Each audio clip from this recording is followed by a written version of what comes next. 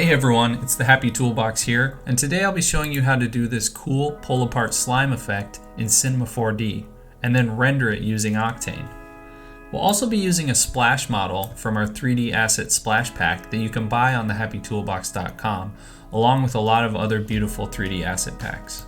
The splash pack comes with 45 total models that you can use in your scene however you see fit, but if you don't want to drop the $55, you can come up to our freebies tab and download this free splash model and follow along with the tutorial. It won't quite be the same effect, but you'll at least pick up the same tips and tricks that we'll be teaching you and hopefully be able to apply them to your future scenes. Alright, let's get going. So if you bought the splash pack, you're either going to import your FBX file or go to your content browser where you've installed your lib4d file. Go to splash pack, scroll down, select slime_03 and put it in your scene. We're going to uncheck the hypernerb, open the stack, select the object, and go to axis, axis center, and hit execute. So we have our axis point in the center of the model, and then we're going to rotate it 90 degrees. We're also going to go to point mode and select this little sphere of vertices and delete it because we won't be needing it. So as you saw in our initial rendering, we chose to put these two wooden blocks on either side of this effect. So let's go ahead and set those up. We're going to generate a cube, go over to object, set X to 180, Y to 180, Z to 50, and then we're going to turn on the fillet and set the radius to 5 and leave the fillet subdivision at 3. We're then going to control drag to duplicate this object. It's command drag if you're on a Mac. And then we're going to set these up on either side roughly, and we want them to slightly intersect with the slime geometry. That way it kind of looks like it's stuck onto there. I'm going to make sure in coordinates the Y is roughly the same. So 105, 105, there we go. All right, so we have our initial setup for this effect, and now we can start animating it. Let's tile this left cube and right cube. Let's grab a null, and then we'll grab a fracture object, put the null inside the fracture, and then your cubes inside that null. Then let's get some of our effectors. So we are going to want a spherical field, we're going to want a gravity force, we're going to want a jiggle deformer, and then we are also going to want a delay effector. So let's put the jiggle deformer right under the slime. We leave the gravity outside, and let's stack the delay deformer inside the slime group just to keep track. Let's go to about 30 frames. Go to our Z, hit the little stopwatch, hit the little stopwatch on both cubes. So now we have a position keyframe at 30. Let's go to 0 in the timeline, and then we will readjust these cubes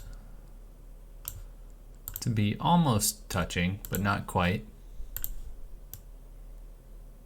That looks pretty good. Doesn't have to be totally equal. Hit the little stopwatch to set the keyframe. So now you want to take your slime model and control click drag to make a duplicate of it. Turn off your original one.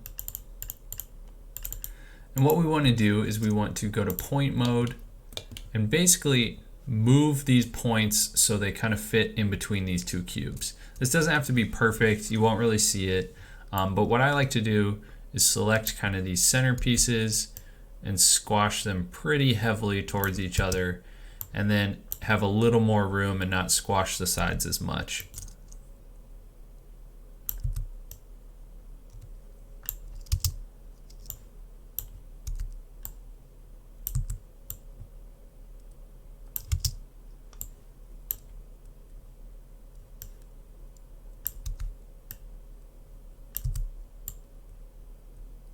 Alright, that looks pretty good. And then let's go down to these bottom two pieces and just kind of make sure they're slightly touching. It doesn't have to be perfect.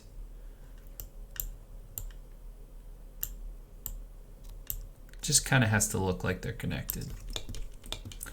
All right, So now we have our secondary slime object. Let's call this slime squished. Let's turn that off. And on our main slime object, we'll turn that back on. We'll right click and we will go to rigging tags and add a pose morph tag to it. And then you're going to want to click on points for mixing. You want to go to pose.0 and then open advanced and drag in your slime squished into the target. Now if you're to go over to the animate tab, you can see this strength modifier now animates between these two. So if I turn our cubes off, you can see it a little better. So as I turn up the strength, you get this really nice squish happening between the two models. As long as the points are the same on both models, pose morph tags work really well. If you were to delete some of these points, they were off on each model, it's gonna kind of explode and not work. All right, so we want to go to our 30 mark again in the timeline, hit the little stopwatch at 0 strength, come back to 0 in the timeline and do 100% strength. So now if we turn on our cubes, this is obviously a very linear animation, so we're going to use the effectors we added earlier to create more of a dynamic pulling feel. So for gravity, we want it to be set to acceleration, and we want the gravity to really pull down on this thing. So we want to set that to about 2000. For our spherical field, we really want this to only affect the center and not too much of the edges of this. Let's go into our side profile and position this upwards towards the top half of the model. Let's go into the size of it and set it to about 125 and go over to remapping. And our inner offset, we want to set to about 10. So it has a nice slow fall off. And that way this droop will just happen in the center. So now that we have those two effectors set up, let's add some values to our jiggle deformer and then let those forces affect it. So let's get our side view. And for a jiggle deformer, we're not going to want the strength to be too crazy. Let's set the strength to about 75. We're going to set the stiffness to 25. And then structural, let's leave it 100, and drag will change to 15. So nothing is obviously happening yet, but if we actually drag our jiggle deformer under our slime_3 model, you'll see it actually starts to jiggle and pull. But we have a lot of movement happening on these sides here, as you can see. And we want it to be more of a drooping effect, and that gravity isn't actually affecting it yet. So in the jiggle deformer, on our forces tab, we want to pull the gravity in. As you can see, it just kind of dropped downwards. So that is where our fall off comes in. So if we pull this spherical field into the fall off tab, it kind of pulls it back up. So you can start to see what this fall off object actually does. If I move it through the model, you get this really weird warpy effect.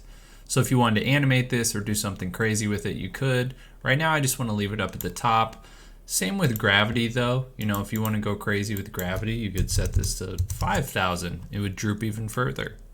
I thought 2,000 was pretty good. Still kept the structure of the model, so we're just going to leave it there.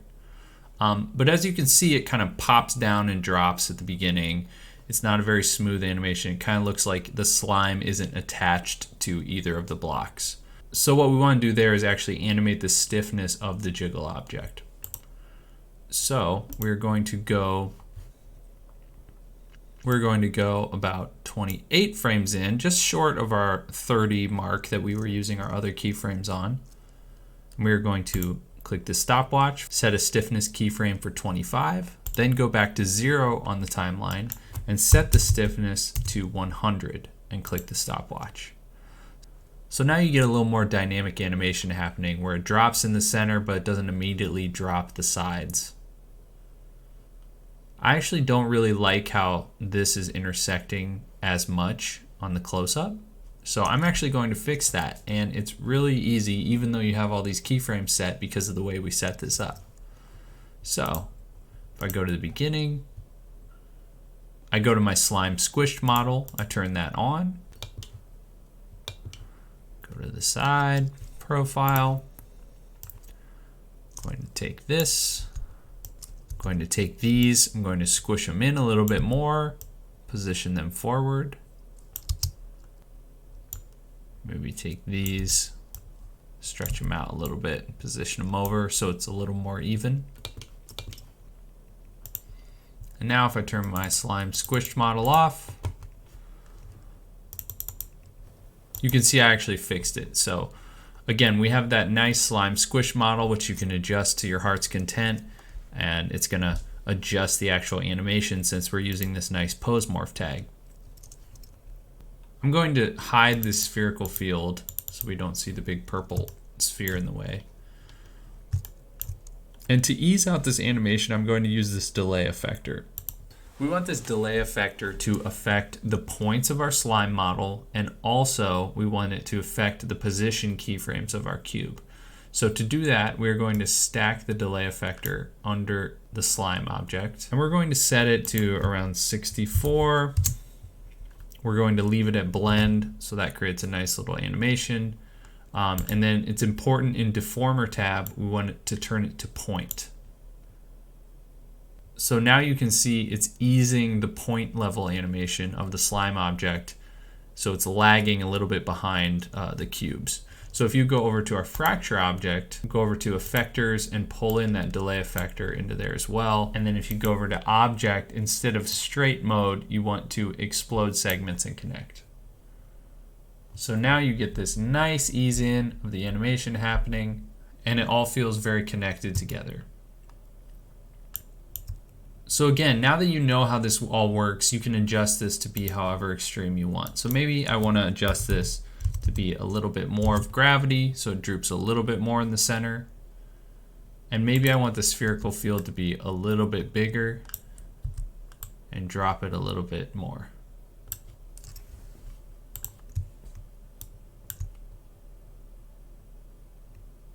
It's looking pretty good. We've also left the hypernerb unchecked the entire time. So if you turn that on, you get a lot more smooth looking geometry. I like this side a lot. But I'm going to leave it unchecked just so we can continue to work at a lower poly level.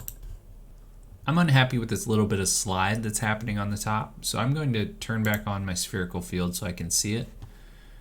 And what I'm going to do is I'm actually going to animate the spherical field. Oh yeah, one thing to note is the delay and jiggle deformer really affect this if you're jumping around the scene. So don't get scared that your whole scene is ruined or something just because you're dragging around. I find it a lot easier to actually work with the delay effector off. So as you can see, it's not as extreme. But anyway, I'm unhappy with this drop, so I'm going to leave the delay effector off for now. And I'm going to go to, again, around 28, a little shy. I'm going to size. I'm going to hit the little stopwatch on size. I'm going back to 0. And then I am going to animate this down to about 32. So, all right, there we go. So I'm going to hide the spherical field again. And now you can see there's not that little hitch drop that's happening at the beginning of the animation anymore because I'm actually animating that spherical field outward. And it's still creating the same effect, but it's not allowing the edges to drop due to the jiggle deformer fall off being so close. Okay, since we did so much work up here getting this nice dynamic pull to happen, we're going to do the last 10% of the animation using bend deformers. That way we can really dial in a secondary animation happening on these bottom two tendrils. Let's generate a bend deformer. And we're going to want to shape this to one of the tendrils. So let's pause our animation and also uncheck the jiggle deformer so you can see the true geometry and line this bend deformer up properly. I always turn the strength up a little bit so you can see what way the bend deformer is going. Rotate 90 degrees. Rotate it 90 degrees. And then I'm going to go into our side profile view, scale it down, take off the strength, and line this up so the box extends around one of the tendrils, but does not intersect too heavily with the side. So we want to set the mode to within box, and we also want to keep the y-axis length. And then we want to take our bend object and stack it right above the jiggle deformer under the slime object. So now you can see we have a lot of control over this. So let's do the same thing for this other tendril. And we can also, again, control, click, and drag to duplicate our bend object. We can rotate this 180 degrees so the bend is on the opposite side. I'm going to shorten it up a little bit. And now we should have control over this one. We have control over this one. We're going to want to animate the strength of these bend deformers as our animation finishes to align nicely with our droop animation that's happening. So if we set the strength to whatever we think looks good in terms of a final droop, so I'm going to set this to 120. I'm going to set this one to maybe 96, and I'm going to go over to my frame 30 and click the stopwatch for strength. So we set our final frame. I'm going to go to frame 15 and set the strength to 0 on both of these. And I'm also going to just turn them off so we can see what's happening in our animation. So now, looks like we have a little clip happening. So let's go to that. And all that is our box is a little too short since we are keeping the y-axis length and clipping within the box. If we extend the box a little bit, we should be able to fix that. So let's do that on both of them. Okay. Let's turn our jiggle deformer back on so we can see how this is looking. Okay. I think I want these to actually drop a lot sooner. So let's highlight both of our bend objects and highlight our 15 keyframe. Again, looks really weird because I have the jiggle deformer on. I'm going to slide this over to around, let's say 8. And then slide our 30 keyframe over to around 20. Let's see how that looks. Okay, let's actually slide this out to 25.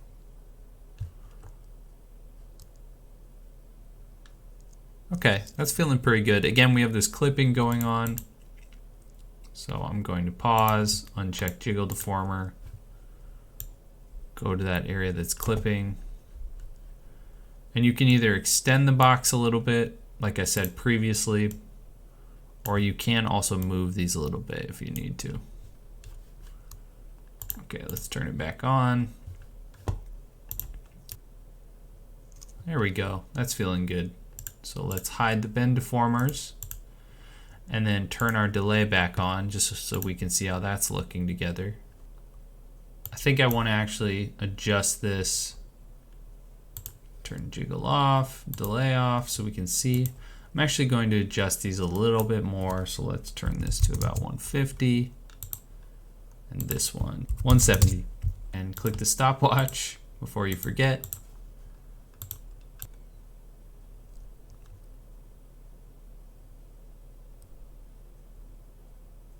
All right, that's feeling pretty good. Let's turn this back on.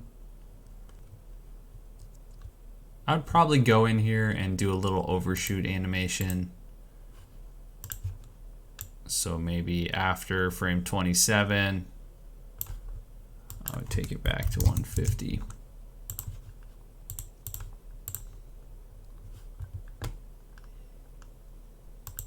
So that way you get a nice little bounce back animation. Again, maybe I'd go even, a few frames more, put it back up to 155.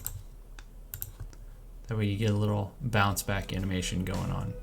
All right, I hope you guys picked up a few tips and tricks here. That is the basic way you set up this animation and scene. I'm going to cover lighting and rendering in a part 2 of this tutorial since it's already pretty long, so be sure and check that out on our channel. If you would like this video and subscribe to our channel, that would mean a ton. We're going to be putting out a lot more tutorials. Also, head over to thehappytoolbox.com if you're interested in any of our 3D model asset packs. All right, I'll see you guys next time.